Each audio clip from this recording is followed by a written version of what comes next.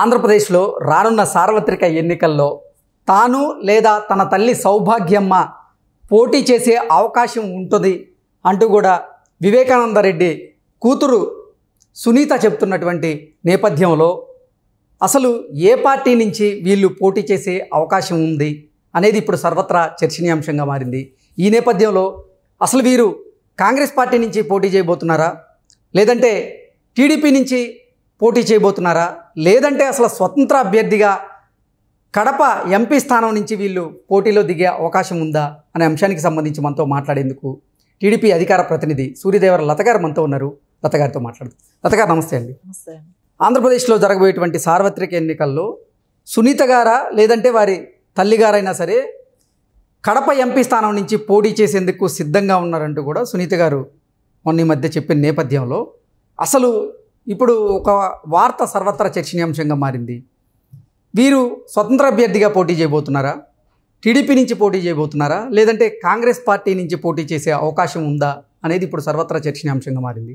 ఈ నేపథ్యంలో అసలు వారు ఏ పార్టీ నుంచి పోటీ చేసే అవకాశం ఉంది అంటే ఏం చెప్తారు?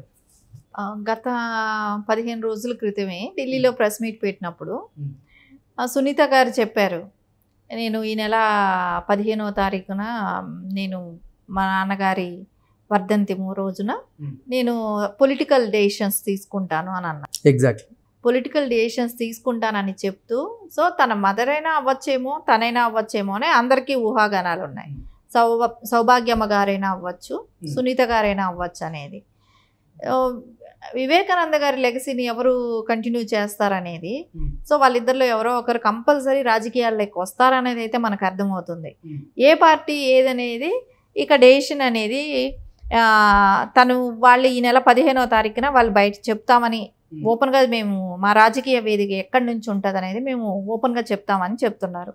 సో వాళ్ళు అందుకే పులివెందులలో ఆ వర్ధంతి రోజు ఒక కళ్యాణ మండపం వేదికగా తీసుకుంటే అక్కడ వైసీపీ వాళ్ళు వెళ్ళి తగాదాలు పడి అడ్డుపడడంతో వాళ్ళు అక్కడ నుంచి వాళ్ళు నిర్ణయం మార్చుకొని కడపలో పెట్టుకోవడానికి ప్రిపేర్ అయ్యారు. అలా దాని మూలన ఏదైనా ఒక వేదికని వీళ్ళు అడ్డుకోగలరేమో కానీ ఎక్కడి నుంచైనా వాళ్ళు హైదరాబాద్లో కూర్చొనైనా వాళ్ళు ప్రెస్ మీట్లో చెప్తారు, ఢిల్లీలో కూర్చొనైనా చెప్తారు, విజయవాడలో కూర్చొనైనా చెప్తారు, ఎక్కడైనా చెప్తారు. సో దాన్ని పులివెందులలో అడ్డుకున్నంత మాత్రాన ఎక్కడా బయట రాదని అనుకోవటం వైసీపీ వాళ్ళ మూర్ఖత్వం. అది కంటిన్యూగా వాళ్ళు ఏ చేయాలనుకున్నారన్నా కానీ పాపం ఒకటిగా సింగిల్గా సునీత గారు తను చేస్తూనే ఉన్నారు. ఒక ఆడపిల్ల ఇంత దూరం వీళ్ళు ఇంతమంది బ్రదర్స్ కష్టపెడుతున్నా కూడా తనని ఒక మహిళ ఎంతవరకు ఫైట్ చేయాలో అంతవరకు చేస్తూనే ఉన్నారు. ఈ ఉమెన్స్ డే రోజున తనని అప్రిషియేట్ చేయాలి. ఒక తండ్రి కోసం ఒక కూతురు తాపత్రయం ఏంటంటే వాళ్ళ నాన్నగారిని చంపింది ఎవరు అని తెలుసుకోవాలనే ఒక తాపత్రయంతో బెదిరింపులు, చంపుతామని వాళ్ళ హస్బెండ్ని బెదిరిస్తున్నారు. సో తన ఫ్యామిలీ లైఫ్కి డిస్టర్బెన్స్, తన కెరియర్కి డిస్టర్బెన్స్, ఇన్ని డిస్టర్బెన్స్ల మధ్యలో కూడా తను మొత్తానికి పోరాడుతూనే ఉంది. రాజకీయం కూడా వేదికగా చేసుకోవటానికి ప్రిపేర్ అయింది అని అంటే రియల్లీ తను గ్రేట్ పర్సన్. మహిళలో ఉండాల్సిన ఛాలెంజింగ్గా తీసుకొని చేస్తున్న మహిళ తను. ఎందుకంటే వాళ్ళ మదర్ కూడా అదే ఫీల్డ్లో ఉంటారు. ఎందుకంటే వాళ్ళ హస్బెండ్ని చంపిన వాళ్ళు ఎవరు అనేది సౌభాగ్యమ్మ గారికి కూడా అనిపిస్తుంటుంది. ఎవరు చంపారో, ఎందుకు చేశారు అనేది వాళ్ళ ఫ్యామిలీ మొత్తం కూడా ఆ బాధ ఉంటుంది. వాళ్ళని మహిళల్ని చేసి మహిళలు అయ్యారు, వీళ్ళు ఏమీ చేయలేరు అనే దీనితో జగన్మోహన్ రెడ్డి ఒక అన్నగా కూడా వాళ్ళకి సపోర్ట్గా ఉండాల్సిన వ్యక్తి వాళ్ళ మీద కక్ష కట్టి వాళ్ళని ఇబ్బంది పెడుతూ వాళ్ళని రాజకీయ వేదికగా కూడా ఎక్కడ వాళ్ళకి చేసుకునే అవకాశం, వాళ్ళ ఒపీనియన్స్ పంచుకునే అవకాశం కూడా ఇవ్వకుండా ఇబ్బంది పెట్టడం అనేది చాలా దారుణమైన విషయం అండి. అంటే వాళ్ళ నాన్న హత్యకి కారణం అవినాష్ రెడ్డి అని, కానీ అవినాష్ రెడ్డిని కాపాడుకుంటూ జగన్మోహన్ రెడ్డి వస్తున్నాడు కాబట్టి రానున్న ఎన్నికల్లో అసలు జగన్మోహన్ రెడ్డి పార్టీకి ఓటేయకండి, మా అన్నకు ఓటేయకండి అంటూ కూడా ఆవిడ అభ్యర్థించారు. ఈ నేపథ్యంలోనే తొలుత పులివెందుల నుంచి పోటీ చేయాలని సునీత రెడ్డి భావించారు. కానీ పులివెందులకి పరిమితం అయితే అక్కడ మాత్రమే ప్రభావం చూపించే అవకాశం ఉంది కాబట్టి అసలు కడప ఎంపీ స్థానం నుంచి పోటీ చేస్తే జిల్లా వ్యాప్తంగా తన ప్రభావం జగన్మోహన్ రెడ్డి మీద పడుతుందని భావించి సునీత రెడ్డి మళ్ళీ ఇప్పుడు పులివెందుల సీటు కాకుండా కడప ఎంపీ స్థానం నుంచి పోటీ చేసేందుకు సిద్ధమయ్యారు అంటూ కూడా ఒక వార్త వస్తుంది.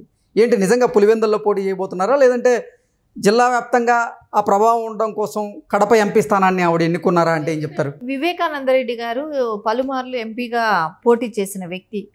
సో ఆయనకి కడప జిల్లా మొత్తం కూడా